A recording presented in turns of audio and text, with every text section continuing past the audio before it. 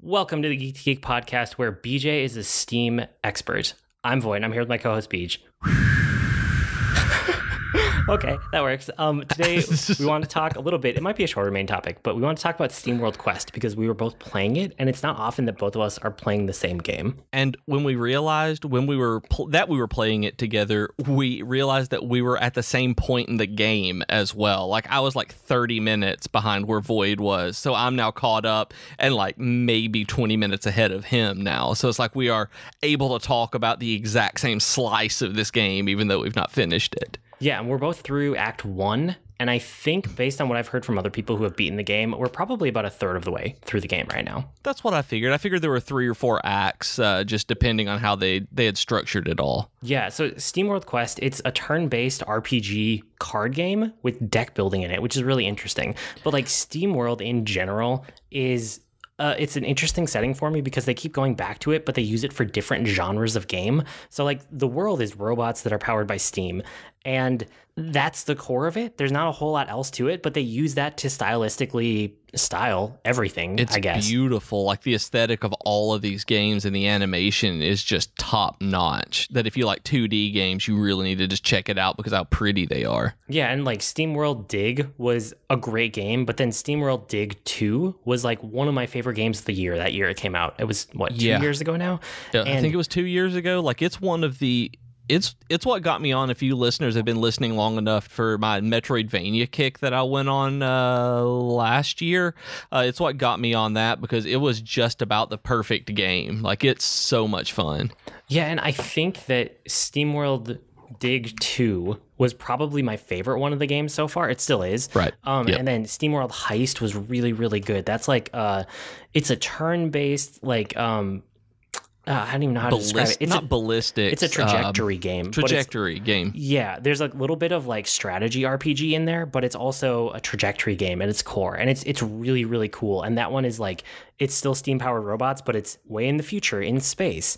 Whereas SteamWorld Dig is like Wild West robots, and then SteamWorld Quest is fantasy robots from like back in the day when there was questing. It's really interesting. And I didn't know that this was even being developed until maybe 2 months ago, that I just happened to see somebody tweet about it, and I clicked onto the hashtag and was like, wait a second. And so when it came out, I knew that it was going to be a day one purchase for me, but I almost didn't because of it being a card game. That I like RPGs more than just about anything else, but I also don't like RPGs with card-based combat. I've been burned too many times, and usually I just lose interest completely at that point. But I saw enough stuff talking about how unique this one was in terms of it not feeling like traditional card-based battle that I gave it a shot and still bought it on day one, and I'm really glad that I did. Well, to me, it feels a lot more like an RPG and not just like a straight up card game, which was kind of interesting. I mean, there's equipment, there's levels, there's treasure chests, there's this like RPG story. There's moving around through the world. Like, there's all these things that you don't normally get in a card based game. It's just like the cards are the lens which through combat is done, which is really fascinating to me. And it's the way items are used as well. So the way combat tends to work is you have, as with any card game, you have a certain number of cards that you can play a turn out of your hand. You also have basically a sideboard that you can go reach into that are your items, like revive potions and things like that, and recovery potions. And so they take up one of the cards you can play. So that's just the mechanic. It doesn't feel like a card game to me. It feels more like turn-based battle with cooldowns, because some turns you may have this ability and some turns you might not. Yeah, it was really interesting to see how they structured it, because the way you take your turn is like you have all these decks that you build ahead of time, but the decks feel less like deck building to me, and they feel more like equipping your characters in an RPG. Like, I think they struck that balance really good. So each character, you can have like 3 party members active at any one time, and each of those 3 party members gets a deck of 8 cards. So you customize which of the 8 cards are in there, right? You can find whatever balance works for you. You can swap the cards in and out when you're out of battle, and figure, like, you can build the characters in different ways, just like you would be able to in an RPG, right? You can build them more defensively, more utility. You can have them be like a fire mage or an ice mage if you're the mage character, right? As long as you're falling like within the class of cards they give you, you can build it out a bunch of different ways. So each character has a deck of 8 cards. Those get mixed together to be your overall battle deck, basically. Yeah, and so you've got 24 cards that you're going through, 8 for each, and 8 for each individual character as you get draws. And so you draw a hand of them every turn, and then you pick 3 of them to use. But if you use 3 from the same character, you get a combo move that's based on the weapon that they have equipped. So again, it ties back to RPG. It's like, what weapon did you have equipped? Because it'll have different effects. So if you manage to do 3 from the same character in a move, it does a combo. And there are other combo cards where, like, that are from different characters, where it's almost like a team up attack. Like, if you do this one after another character has taken an action, they'll do bonus damage or bonus something, some other kind of effect. I have no idea that was a thing. Like, you and I in the same place, never happened to me. I either missed something or I'm stupid. It was one of the parts they teach you. It's just not one of the first tutorials. It's like a midway tutorial. That I may have completely, I really did just completely miss that, because I got the combos for playing all of the same person, but I've never done one of the play this card after this card or whatever. Oh, okay, but there's like so many cards, and you're changing them out constantly and kind of changing your approach to battle, because you get them all over the place. You can get them in treasure chests, you can get them in certain parts of the story, or like crafting. There's this merchant that follows you around that's like creepy but kind of funny at the same time, and you can craft them there or buy them there. And yeah, it was just super interesting the way that they approached battle. And you eventually get to upgrade them. So if you actually like your abilities, if you like the cards that you have and you don't want to necessarily swap them out, you can just upgrade them after you're finished with Act 1, and you can go and just make your heroic strike more powerful, so you can keep using it. And which is really, really good for me, because I'm the kind of person that when I start an RPG and I find something that I really like and have fun with, I don't want to have to change the fundamentals of it. Otherwise you wouldn't be able. I mean, cards are cards, but they even upgrade in power as you gain in power too. So I mean, cards are there as an aesthetic, really. They're, like you said, the lens through which you're seeing the battles. Yeah, and I mean, there's a story there too. It's a little bit too, I don't know, it's a little bit too straightforward for me, and it's a little bit too like tropey. Like, there's not a whole lot that's hooking me from the story side. It's really the gameplay mechanics that are keeping me going back to it. I keep going back because the battles are actually super fun. Yeah. I keep going back because what I like the most about it is that instead of having a long, like a big open world RPG map, you have it broken up. You know how it's broken up into rooms, where basically you have these rectangles that you go to, and there are different entrances and exits on each one, and sometimes they're hidden, and you can move around, but every time you change into a different room, it saves your game. So with it being on Switch, not only can you suspend it at any time, but I can go through a room or 2 or 3, fight some enemies, and then know that it's saved and go about my business. And so it's been really, really good because it's fun, but I am not invested in this story. And I mean, I know it's supposed to be tropey. I mean, that's the entire point. Like, all of these are super, like, archetypal space western fantasy stuff, but they're quirky enough that I keep reading and wanting to see what happens because it's super weird, but I'm not invested in it in a way like I would be a Final Fantasy or a Dragon Quest or anything like that. Yeah, I mean, the one thing that helped me a little bit was discovering that you can toggle on the fast mode. So once I figured that out, I mean, by default, if you hold the right button, or the R trigger, the right trigger, you will run. And that was something that, like, there's a tutorial, but it's really quick. So if you miss it, you miss it. But once I found that out, I was like, oh, this is so much better because you can actually move really fast. And then if you hold the right trigger while you're in battle, it speeds up the battles too, which I like a lot. Which makes it so much better as well. Does. And so there's a toggle in the settings that lets you have that always on. And then instead, the right trigger would slow things back down to like the old normal speed. I just turned that on and I never ever slowed it down. And that was the right choice. it was absolutely the right choice. It feels like a regular paced game now, and I like that because it felt it was too slow, and I was a little bit annoyed that I had to keep my finger on the trigger all the time. So being able to toggle it on, it took me a little bit to find it just because of the way that it was worded. It didn't make me think that's what it was, and then I found it did it, and I enjoyed the game so much more whenever just being able to move with the fast forward on all the time. Yeah, so I mean, it's a solid RPG, but it's definitely like card based. There's definitely about a lot of like little things around it that may make you like it more or less. I mean, there's things like you can grind in it if you want to, but you never have to. And I think the enemies kind of scale to you anyway, so I don't know how much that's actually doing if you wanted to. But I like it overall. Like, I'm having fun with it. I don't know if I'm going to beat it, but I'm definitely not done. I'm still going to pick away at it a little bit more. I expect that I'm going to beat this because it's a short RPG. I don't expect this to be a 40 or 50 hour epic. I expect this to be a quick, indie game that you get in and out of and have a really good time with, and then there's things that you can do afterward. And I like that, and so that's what I bought it for. That's what I want. So I'm sure I'll finish it, but it's going to be in pieces, kind of like I've been working on it so far. And I mean, I just want to say, y'all, that if you've seen this, I know that I was talking with Alec Burton on Twitter the other day, and he was talking about how he was really interested in this, but it being a card battle turned him off because he hates card battle RPGs. And we had a long discussion about how I'm the same way, and this is a really good game, and it doesn't feel like a card game. It doesn't feel like a deck building game so much, and I want you guys to pay attention to that, because it's really not. That isn't just us saying this, that this is an RPG first, and you're using your abilities, just they're cards. Like, It's really good, though. It's worth the $25. No, I completely agree. Okay, so a little bit shorter main topic this week because we wanted to have extra geekery since we didn't have any last week because we were in a very spoilery episode.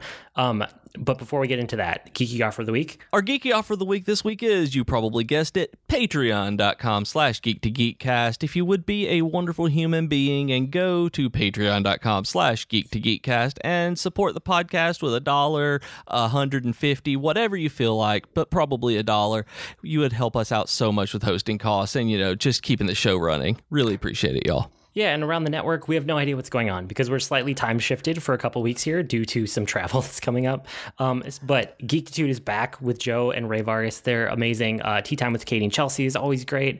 Sometimes Rob, like, hey, maybe there's even a second episode in your feed by the time you're hearing this. I don't know. It's sometimes Rob. Nobody knows. And Capsule J is streaming Tuesdays from 8 to 11 p.m. Eastern, sometimes on Thursdays and weekends. Troidle's streaming on Thursdays, and then sometimes randomly after dinner. And then Geekery this week. What are the things that people might have written more for? There are a couple of columns right now on the Geekery where Dragon Quest Austin is talking about Dragon Quest, and the 13th story is talking about some sort of in-depth topic about video games, but we don't know what they are yet because time travel. Time travel. Okay, so Weekly Geekery this week. We have a bunch because we didn't have any last week. Why don't you kick us off? Okay, so as I've been doing, like, I was talking to Jay about this the other day on just how I play RPGs, just because I start some and then I play around in a circle and then finish one and then kind of go back and bounce around more. It's just how I do. And so they had the Golden Week sale on PSP or PSN this weekend. And so a lot of the Japanese RPGs and Japanese inspired games were on sale. So I finally grabbed the PS Vita version of Final Fantasy IV, the complete collection. It has the after years and the interlude thing with it as well. Have you played it? Have you played the particularly the Vita version of it? No, not that one specifically. Okay, so apparently, and I wasn't aware of this, the reason I bought this is because they redid the graphics for this version. Like, I've never been able to find this particular graphic style, the remake of these sprites and rendering, on any other version than this PS Vita game, and it's the prettiest that Final Fantasy IV has ever been. I really like it. It's vibrant colors, the animations are fun, just everything is just super pretty. It looks like exactly what you want a 2D Final Fantasy to look like. The translation is so bad. it is so bad. Like, I've played Final Fantasy IV a number of times and gotten through a lot of it more than I finished it, but the translation has rarely been this bad on different versions. Like, I'm playing it because it's fun. I know the game and the story, and it's just pretty to go through. So it's one of those comfortable Final Fantasy games to go to. But man, they have done a bad job on this writing. This may be why they've never ported it anywhere, is because the translation is just miserable and stilted, and it's almost like mobile RPG translation bad. Like, I don't understand how this one got through Square Enix's quality assurance. It's crazy.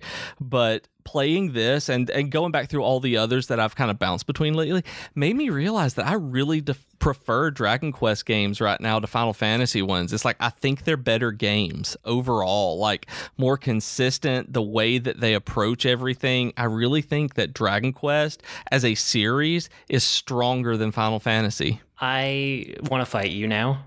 I know you do. I know a lot of people are wanting to do them's fighting words. The more I play Dragon Quest, the more I feel the complete opposite, because it is so, I don't know, Dragon Quest is the same thing over and over. And if you want that, like, that's fantastic, but that's just not me. Like, I always want the next thing, the new thing. Give me a new system, try something new, put that in front of me. And that's what Final Fantasy does. They don't always succeed, but they're always trying something new. Dragon Quest threw in the towel on that a long time ago. It's just going to remake the same game over and over forever. And that's just not what I want.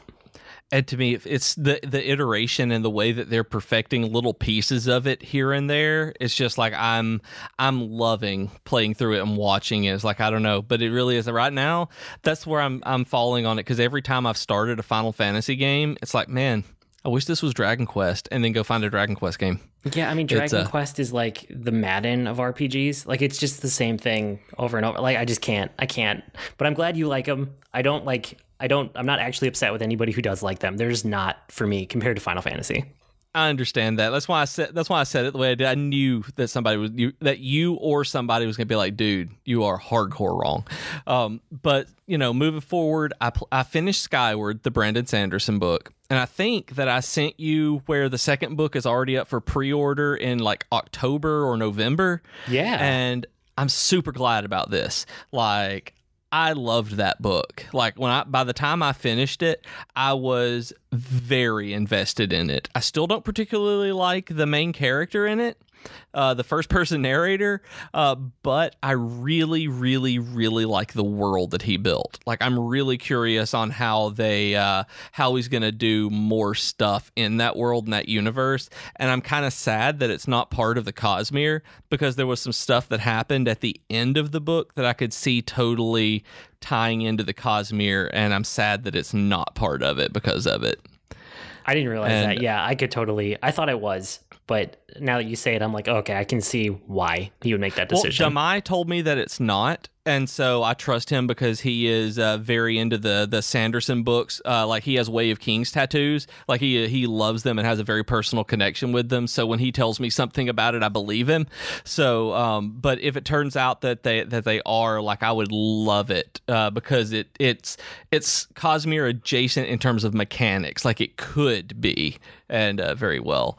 But after that, I finished it, and so I'm like, I want to read The Way of Kings again, and I just read it, and so I'm not going to do it. Like, I'm not going to do that to myself or just go through those books, but I want this kind of fantasy epic, and I don't really want to reread something, so I decided to go into the Wheel of Time. Why? I don't know why. Like, why would you do that to yourself? I have asked on Twitter whether or not I should do this to myself, and I've gotten consistently mixed remarks on whether, yes, you should do this to yourself. Just be aware that the middle of the books are painful, but the ending is worth it when Brandon Sanderson gets it.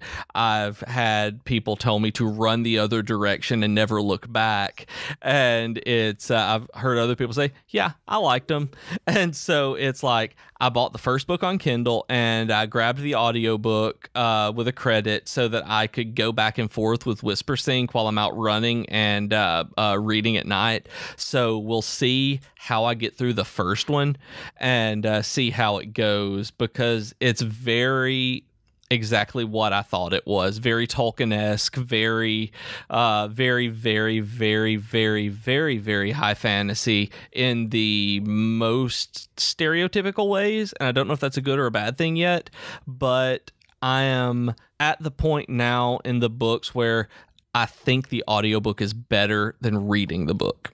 Like, I don't know what's going on in the other ones, but I know listening to it right now has made me 10 times more engaged than I've been reading the actual book itself. So Okay. did you get far into it? Like, No. did you? No. I couldn't remember if that was one of them that you had powered through just to get to like the Brandon Sanderson books, or No, if that was one where you're not. like, oh no. I picked up the first book and I tried to read it one time and I just set it down and I never went back. I was 14 when I started it. I was a freshman in high school when I started it, got 3/4 of the way through it, and then just stopped and was like, this is boring. I hate it. And now that I'm a grown man with slightly better attention span, and I'm not going to say a lot, but I'm a slightly better reader than I was then, that I'm going to give it a real shot and see, because that's kind of the mood I'm in, is this epic series. And if Sanderson finished it off as well as people say it did, I want to give this a real go. And today, while I was outside listening to it, I could see it doing that. Like, I was interested in what was going on. So we'll see. We'll see how it goes by the time I finish this this audiobook, which may be by the time, which I'm sure will be by the time we're back and you guys are listening to us in chronological order. Well, good luck. I hope it goes well. Thank you. I do too. Thank you. I need luck for this one, I think. Been playing Magic the Gathering Online, or Magic the Gathering Arena, but I think you're going to be talking about that, so I'll just very briefly throw in my thoughts on it. I've been playing a black and white deck, which has been my new thing, but since War of the Spark came out, I've been getting my head handed to me, and so I may go back to white-blue to have more control, because I'm getting angry at people with faster decks than mine, so I'm going to slow them down. Okay.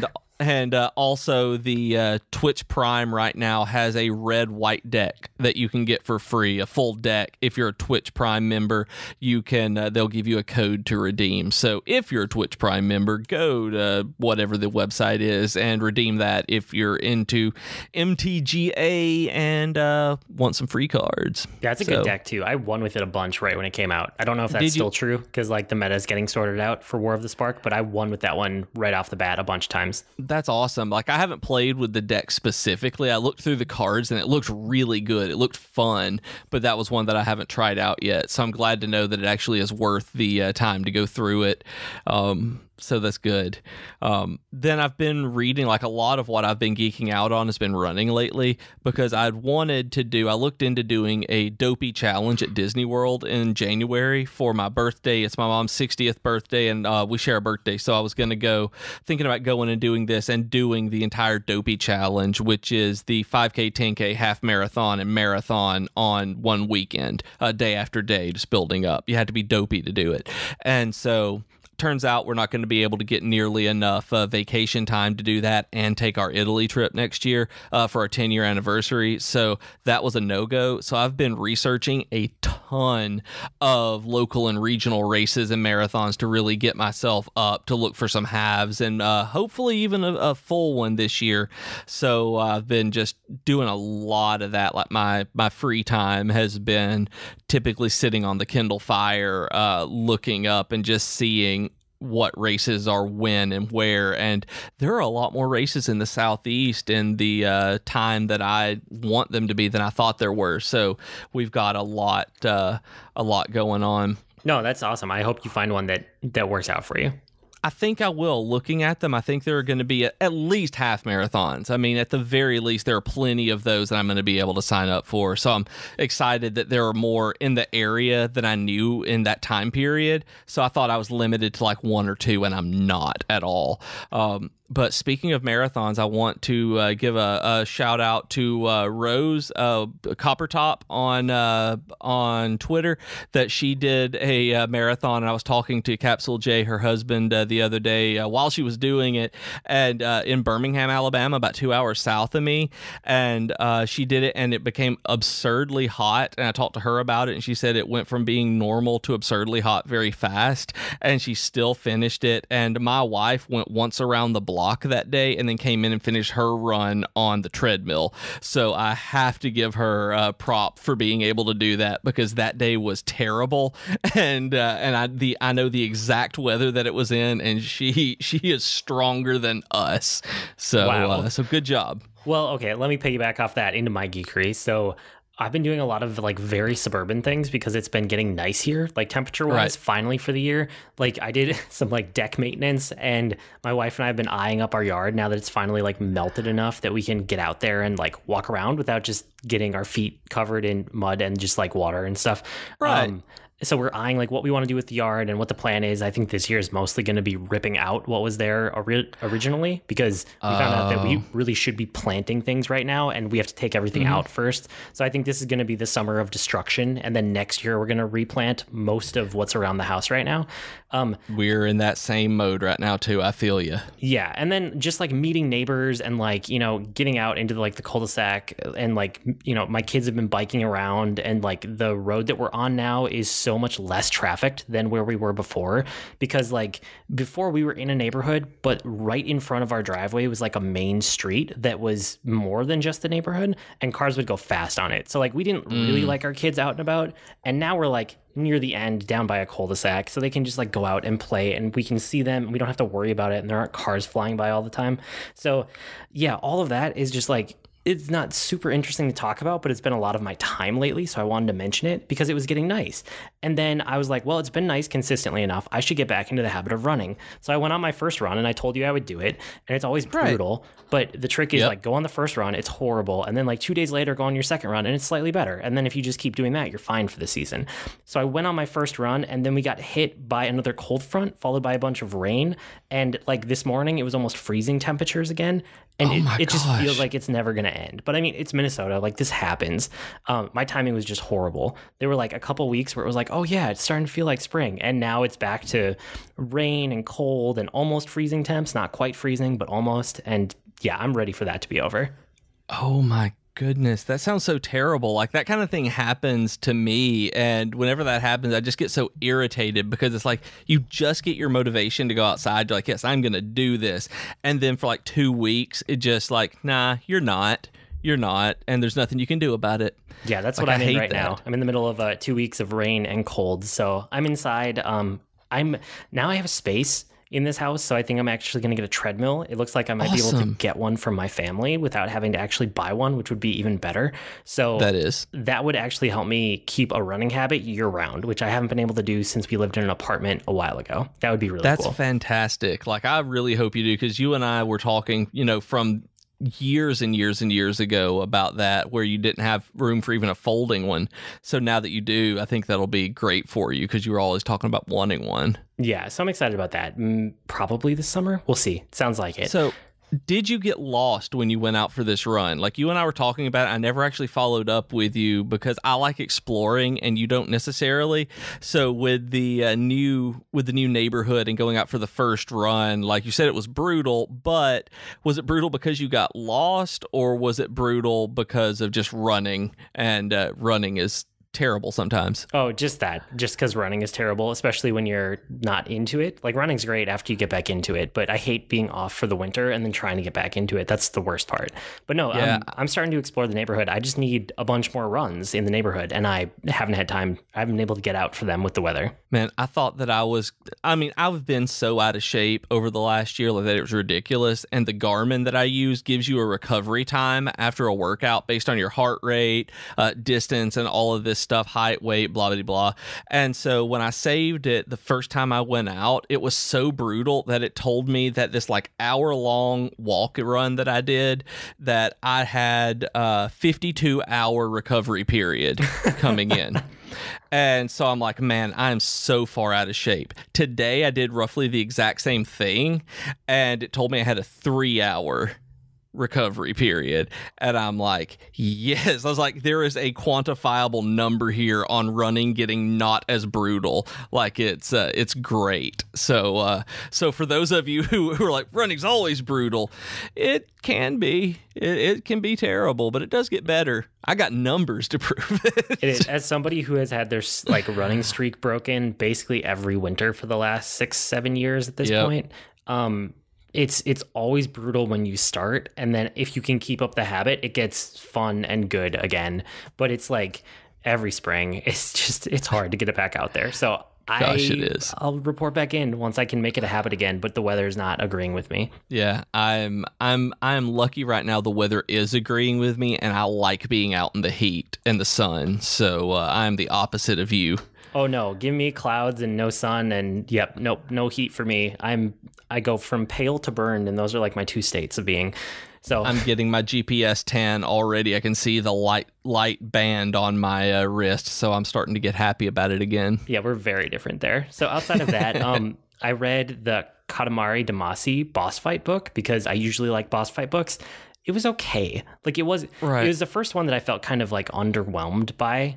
Most of them are really good at wrapping in like personal stories and then tying that to the game and then tying it to maybe parts of development and then the experience of playing the game. This was kind of like a pretty by the book, behind the scenes look at what happened to get this game made and like the thinking behind making the game. It's not bad. It's just not what I expect from a boss fight books. So like if you're really into Katamari Damacy and you want to know more about behind the scenes of that game, it's fantastic. Go get it. If you like boss fight books because they tie personal stories into gaming experiences, I can't really recommend this one as much, basically. Yeah, I mean, I was reading I actually picked up the Chrono Trigger one recently, and I liked it because of all of the personal stories in it. But the Kingdom Hearts 2 one, I actually never finished because I did not like all of the stuff in there. It was too recappy for me, and I did not fall with it. So I think I might like the Katamari one a little bit better. Yeah, I mean, it's hit and miss. They're so different book by book because everyone's a different author.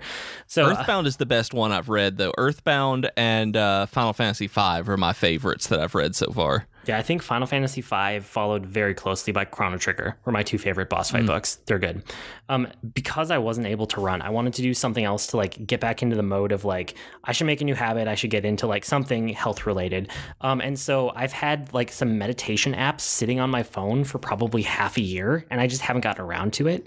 I've done meditation like very, very casually before, but I've never used an app for it. I've never been formally taught. I've never had like a teacher or somebody like try to instruct me. And I was like, okay, this is something I can do even if I'm trapped in my house for a couple of weeks to try to like make a habit of it. And it's really interesting. Like, yes, I like it. I can tell that it's probably a good thing for me to just like take a couple minutes every day. I'm doing like 5 or 10 minutes. I'm not doing anything crazy. Absolutely. Do not try to do half an hour or something now. It will destroy your brain and body. I probably could because I realized that I've done it on my own in the past without ever like intending to, just like focusing on breathing and like trying to clear your mind. Like it's one of the things that I kind of like do when I need to do it. And I had just never tied it super directly with meditation before, thinking that meditation was more than it actually is, I think is what happened there. So it's been fascinating to like have people instruct me, and I'm like, oh, I kind of already know how to do this.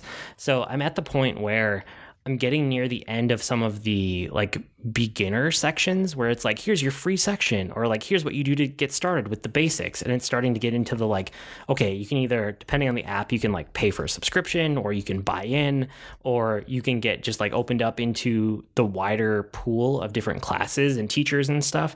And I don't know how I feel about it. Like, I'm going to keep doing it for a little bit here because I can tell I'm getting something out of it. But I think long term, if this is going to be a thing that I do, just like meditate for like, I don't know, I'm not going to become a person who's like, oh yeah, I meditate for 8 hours a day. Like that's not me. But I could see myself making it a habit of like 5 to 20 minutes a day, you know, maybe something like that. I think long term, the way that I would have to do it would be to cut out the apps and to just do it like on my own. But it feels like while I'm in between here, it's probably good to hear a bunch of different approaches and a bunch of different teachers and like programs and ways to do it, you know, just to kind of see what's out there. I think I like Headspace a that's lot. what I've been using. I actually found a year code that doesn't work anymore, but I got a free year of Headspace Premium using this code that they did for a promo, and it let me see how how much better the paid stuff was for them as opposed to the free stuff. Like if you at least give it put a month on it if you like it, because I think that the premium stuff is well worth the price if you're going to do one of the apps. So I think think that Headspace is the one I'm drawn to if I'm going to actually pay for it. Right. But then the other ones that I've tried out, I looked at Calm. I haven't actually given it a shot yet, but Insight Timer looks like it's one that might be a little bit more lightweight that's like fully free. So I might go that way too. I don't like Calm. I don't like Calm and I don't like Breathe. And it's not any knock against both of them. It's just that they didn't work for me and the way that I tend to approach these kinds of things. My favorite one is still 10% Happier. That it's the one that I like the people doing it the best. The ones who are actually teaching the courses and the ones doing the actual meditation and guidance. I like the people in 10% Happier better generally. But Headspace and 10% Happier are my go-tos on that. I keep them on my phone pretty much all the time for the same reason that you did. And I do, whenever I'm doing them, I do the 15 to 20 minute ones at a time, sometimes 30. And I couldn't do it right now. I couldn't focus that long. I've been so out of it and I shouldn't be. But eventually, like you said, you get to the point where it's like, okay, I'm going to do this without the guidance. And it's different to do it with and without. So it's a good thing to have regardless, even if it is, using the free ones over and over, just to have you focusing in on something that's not you telling yourself what to do. Well, and in looking at a lot of them, one of the things I didn't like in lots, not all, but a lot of them are like, they want to get into every aspect of your life and like tell you how to be a better person. They feel too much like self-help books. And I am not a fan of that.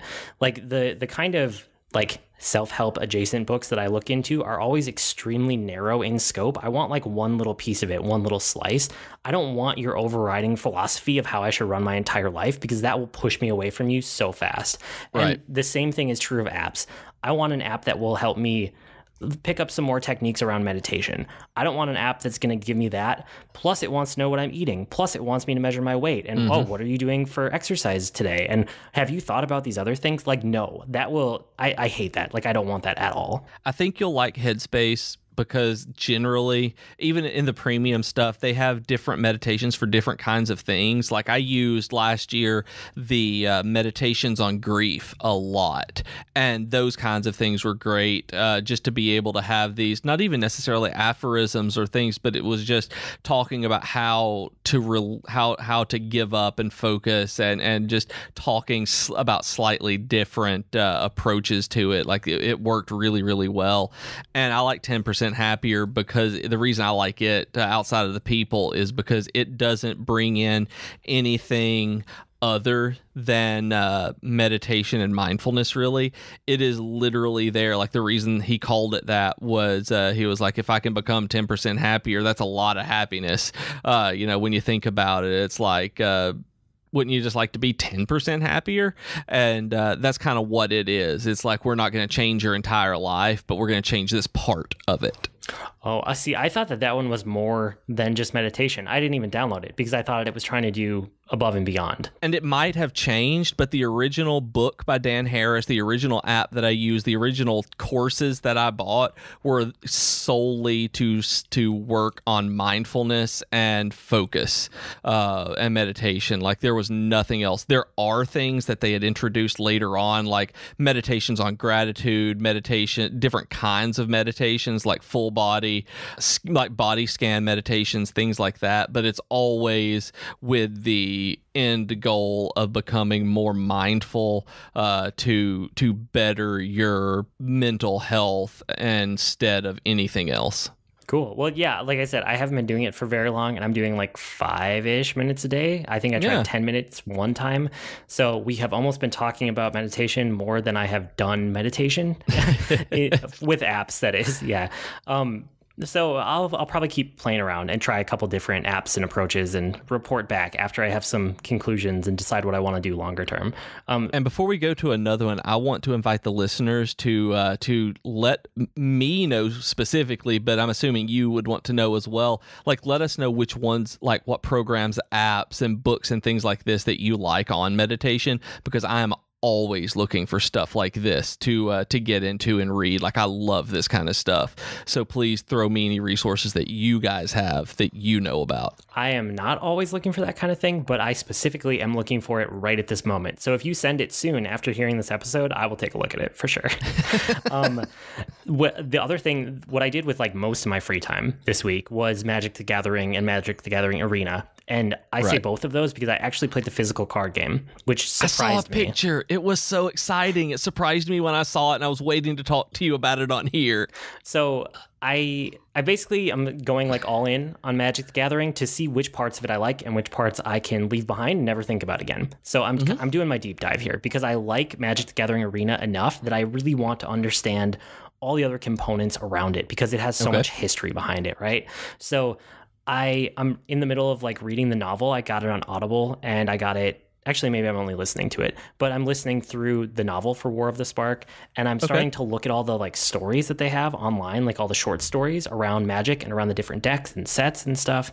And I'm looking into the history. I know I talked last week about like the design philosophy. I've been listening to that podcast a lot from Mark Rosewater, if I'm remembering right. And it's super interesting just hearing like what they think about behind the scenes and how that's changed over time.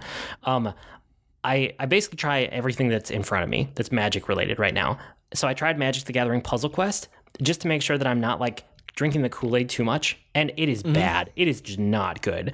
So at least I'm like, okay, I'm still calibrated. Okay, like there are things that I don't like. It's not just that I'm over enamored with the idea of all of it right now. I bounce off that so hard. Like if just don't even try. It looks so weird. Like I've never tried it. I've never downloaded it. It's like a bejeweled card game, and I'm just like, I don't. No, it's bad. So I have been playing a lot of Magic the Gathering Arena and War of the Spark. And I was going to mention, if you guys want to try Magic the Gathering Arena, it's free. And there's also a bunch of codes for each expansion that has come out for it, where you can get like a couple free packs of cards. So if you type in, there's like a little code redemption in the app. If you type in play Ravnica with Ravnica capitalized, or play War Spark with the word war and the word spark capitalized, or play Allegiance, all of those will give you free packs of those sets, which is super cool. So you get 9 packs from doing that, and it's all one word as well. Play Ravnica, play War Spark, play Allegiance. Yeah, it was really good. But I mean, War of the Spark, so I know you've been doing some War of the Spark too.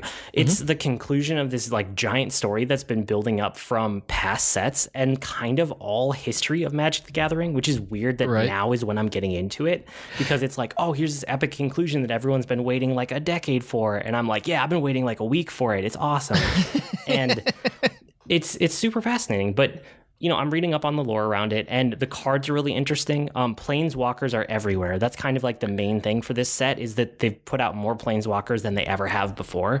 And I had never used a Planeswalker card before this week, so I'm still adjusting to like how they impact the game. You know, Same here. They all have like abilities that generate and spend points, and I think they're called loyalty points or something like that. And those points also double as health. So if they get attacked, you don't hurt their health, you hurt their whatever those points are called. And then some of them have like abilities where you can trigger the ability and it actually makes your points go up. And then if you can manage to keep them on the board long enough to have a lot of points on them, you can spend them for an ultimate ability that will most likely win you the game in one way or another.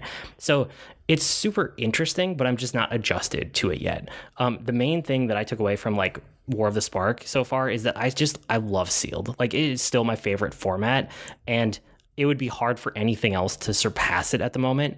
It's just such a, like an even playing field compared to everything else in the game, because you just get the packs that you're given. It's like 6 packs, and you have to make the best deck you can. And I love that. Like, it's so fun to do it that way. And I still haven't done it. I have still not played a single thing other than the normal games, because I spend all of my money on packs, all of my gold that I get in game on packs. And I literally haven't bought a single one-off pack except for the War of the Spark pre-order, because it was such a good deal. But like, I've never used any of the in-game gold on anything except for the limited formats, because I have fun with them. And I haven't come back around. I haven't seen it come back around for sealed yet. Is it there now, or? Yeah, it's there right now. It launched with War of the Spark. So there's a War of the Spark sealed event at the moment. How much does it cost to get into? I don't know because it's in gems. I think it's like 2,000 gems, something like that. But I mean, you keep all the cards that you get, right? So you get 6 packs that you open as part of the format, and then you are guaranteed at least 1 bonus pack just for finishing out the games that you're playing. But you can get up to like 4 or 5 depending on how many wins you get before you get 3 losses. Right. Yeah. So you can get a lot. It can be a really good deal. But either way, I'm having fun with it, so I don't care how good of a deal it is. Which is the entire point. I mean, yeah, so that's super fun. And I'm playing around with like some more dual color decks. I'm getting more comfortable with mixing and matching colors in the color pie, which is probably a good step for me. Guilds, like the guilds in Ravnica from the last 2 sets right before War of the Spark, they're a really cool extension of the idea of like mixing and matching 2 aspects of the color pie, which is one of the reasons that it's so approachable for me right now, because each guild in those is made up of 2 colors. Like, it's just perfect. Like, now it's such a good time for me to get my head around this. 3 color mana decks are still intimidating to me, so I haven't even tried them yet. Yeah, I'm working on a white, blue, black deck that I want to put together for Control, and I kind of gave up on it when I was playing this white black. That was so much fun, and we'll see if I go back to it as maybe it was just the meta that happened recently that I happened to log in on that, but I want to play a 3-color deck and haven't done it yet. But there's just like so many reasons that I'm loving Magic the Gathering Arena specifically. Most of it is because it's faster. Like, it plays faster, you know? I concede really fast if I know I'm going to lose, and other people do too. So it's just like I fly through games, you know? I've played more games of Magic the Gathering Arena in the last couple of weeks than I've ever played physical Magic the Gathering over the entire rest of my life, just because you can move through the games so fast. And I don't feel bad about it like you would face-to-face. Like, if you're face-to-face with somebody, you feel like you need to play out the game, even if you know who won.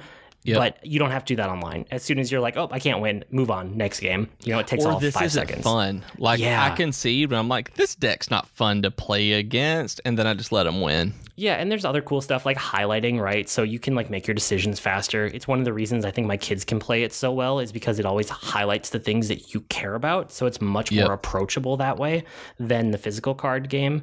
And then it does the math for you, so it speeds up gameplay. You know, there's no physical shuffling because it's all digital behind the scenes. It taps mana automatically. It just basically eliminates like all of those physical slowdowns in the physical card game. So I'm still just like super enamored with Magic the Gathering Arena, but I bought Planeswalker decks because my kids really wanted to like see physical Magic cards because they've been playing Arena, and I am not about to buy Magic cards if I don't also get them digitally. And I found out that the Planeswalker decks that they've been making for the last 2 sets and now 3 with War of the Spark, they have digital codes inside of them that you can put that code into Magic the Gathering Arena and you get all of those exact cards online. Nice. So that's the way the Pokemon legendary decks were for the Pokemon TCG Online. You buy the physical deck and then you get the deck in the game. Like, it was great. I got those while my nephew got the physical ones. Yeah, and so it's like that's how you get me to buy Magic cards. If you actually want me to buy the physical Magic cards, do more things like this, where if I buy them, I will get those exact cards in a digital format. I will buy more if they're interesting that way. So I ended up getting a bunch of Planeswalker decks. I have 4 right now, and I think I'm going to get the 2 for War of the Spark, just because it's so cool to have like pre-built decks online that are already interesting that I like to pilot. I've talked about this already the last few weeks, and it's just like such a good fit for me. The side effect of this was that we got all the physical cards, and all the decks are fairly well balanced against each other, so my kids wanted to play the game. So I spent part of my weekend playing Magic the Gathering with them, with using the actual cards and playing against each other. So like, that's fantastic. That's what I saw the picture of, and I was like, oh yeah. But I mean, they played against each other. My brother came over and we tag teamed one fight back and forth, and then the kids went out and played for a while in the street. So my brother and I did a game one-on-one against each other, which was fun. And then the kids came back in. And then the next morning they woke up, they're like, we want to play again. So we did a 3-person like free-for-all match. Me and the kids did. Like, it was really fun, and they really liked it, and they're excited to play more and like get other decks for it. So if they keep adding ways for me to get the cards digitally, I could see myself buying more of these decks over time. And with the Pokemon game, and I don't know if Magic does this, I'm sure one of the listeners knows, that with the Pokemon game, that if you buy any booster packs, you get a card inside it that has an online code that you redeem for a pack of that same expansion in the online version. So you won't get the exact same cards, but it's a pack of random cards from that set you get to open digitally and add to your collection. I don't know if Magic is doing that with this since they've started the Planeswalker decks. I don't know if they've been putting in that kind of redemption code in the boosters, but if they have, that's fantastic. It'll let you actually expand your collection and give the kids more customization options that way too. Yeah, I'm definitely going to keep an eye out for it in the future because I would be open to doing that. You know, even though I'm not going to buy any cards if they don't have the digital code in them. But if they do have digital code, I will take a long look at them and be like, what do I actually want to get here? So that was super awesome. cool. And the free-for-all match, when it was me and my kids, my daughter started out with almost no mana, but she's like, no, I have such good cards in my hand. I don't want to redraw. So she didn't mulligan. And then my son and I started duking it out. And then she suddenly got enough mana halfway through the game, and she came from behind and just destroyed us at the end with a big line of red-green creatures. So that was super fun too. That's awesome. And that feels so good when you do stuff like that too. Yeah, so I'm having fun with them. I'm still enjoying Magic the Gathering and Magic the Gathering Arena a lot. So I'm still playing that basically every day. It's really, really good. That is so awesome. I'm glad to see that you haven't lost the interest in it because you were so pumped up for so long about it. I'm very excited to see where this goes and whether or not you develop a physical collection of Magic cards too. We will see. If I do, it'll be more my kids' collection, but that would be totally fine with me. If they're having fun, I'm not opposed to the idea. Oh yeah, for sure. If they're having fun with it, absolutely. Yeah, I mean that would be ideal. Yeah. But I think that's about it for Weekly Geekery this week. I know there was a lot and a short main topic, but that's because last week was very spoilery, so we didn't want to talk about anything geekery. You can write to us with comments, suggestions, or feedback. Our email address is geek2geekcast@gmail.com, or reach us on Twitter @geek2geekcast. We also have longer discussion threads on our subreddit at reddit.com/r/geek2geekcast. And we also have great discussions on Slack and Discord, so you can go to geek2geekmedia.com for invite links, and you can hang out with us and check out all the other content on the network. I blog at agreenmushroom.com, and you can find me at grnmushroom. That's green mushroom without the E's on Twitter. And I'm on Twitter as @Professor Beej. That's Beej with 2 E's, and I stole them from his green mushroom. We've been Void and Beej with your Geek to Geek podcast. That'll do it for this week. See you next week, geeks. Bye, guys.